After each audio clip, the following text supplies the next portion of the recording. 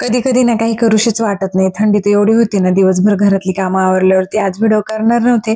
पण म्हटलं एक छोटा तरी व्हिडिओ करावा. तर मग सूप बनवायचंय तर त्याचीच ही तयारी आहे. तर कुकरमध्ये तेल टाकलं, थोडंसं जिरी आणि लवंग, आपले थोडेसे तमालपत्र, मिरी, थोडेसे खडे मसाले जे असतात ना ते ऍड केले आणि चांगले तमालपत्र पण टाकलं त्यात. मिक्स केली. आलं लसूण पण टाकलं थोडंसं आणि नंतर ते मिक्स झाल्यावर छोटासा एक कांदा कट केला होता तो पण ऍड केला त्याच्यात. हळद टाकली आणि आपला घरचा जो रेग्युलर मसाला असतो तो थोडासा टाकला आणि धने पावडर पण टाकली आणि एक आहे ना हिरवी मिरची टाकली कट करून. टोमॅटो 5-6 आहेत ना, त्या हिशोबाने थोडंसं झणझणीत पण छान वाटतं म्हणून एक एक मिरची पण टाकली मी. आणि घरचे मसाले तर आहेच आहे. तर सगळं छान मिक्स झाल्यावरती टोमॅटो सगळे टाकून दिले आणि आपले कोथिंबीरचे मागचे डेट असतात ना ती पण टाकली मी आणि पूर्ण सगळं परत मिक्स करून घेतलं. आणि मीठ आहे ना नंतर टाकणार आहे मी. आणि ही थोडीशी लाल मिरच दुकानातूनच आणलेली, घरची नाहीये, तर ती ऍड केली. एक तांबा पाणी टाकलं आणि आता 3 ते 4 शिट्ट्या होऊन देऊ आपण. तर मग शिट्ट्या होतोपर्यंत म्हटलं चला बाहेर जाऊन, ऋतूला पपई खायची होती तर मग बाहेरच बसलो होतो. आणि मग पोरांना पपई खूप आवडते, मग पपई कट केली आणि सईला पण दिली.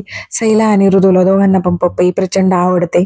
बाकीचे सगळे फळं आवडतातच बरं का, पण सीजन वाईज कोणतं फळ असू सगळे दोघं पण खातात. आणि मग मी पण खायला घेतली. आणि फ्रीजमध्ये न ठेवता, म्हणजे फ्रीजमध्ये पपई ठेवतच नाही, बाहेर होती ना पण तरी एवढी थंड होती ना, एकदम थंड लागत होती खायला. तर पपई वगैरे झाली, तोपर्यंत शिट्ट्या पण झाल्या. तर मग नंतर मिक्सरला सगळं फिरून घेतलं साल काढून. तर असं गाळून घेतलं पूर्ण.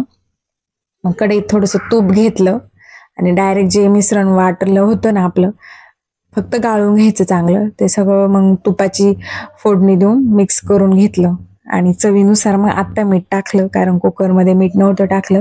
गूळ पण टाकला थोडासा आणि छान हलू घेतलं आणि चांगलं शिजून दिलं. आणि बघा इथं शिजल्यावरती मग कोथिंबीर वरून टाकली. कॉर्नफ्लॉवर वगैरे न टाकता ही बघा किती घट्ट सूप झालेलं आहे बघा. आणि एकदम छान झालं चवीला पण. आणि मग चला आता गरमागरम घेते मी पिऊन. तर बघा किती छान कलर पण आलाय आणि असं घट्टसर पण झालंय घरच्याच पद्धतीने. तर बघा गरमागरम पिली ना मी, एकदम असं कसं म्हणतो आपण झणझणीत आणि मस्त होतं. आणि मुलांना पण खूप आवडलं. लगेच सईचं आणि ऋतूचं पण मला पण दे.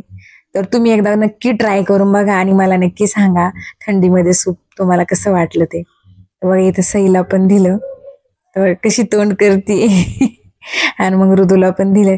तर चला bye bye, like share subscribe.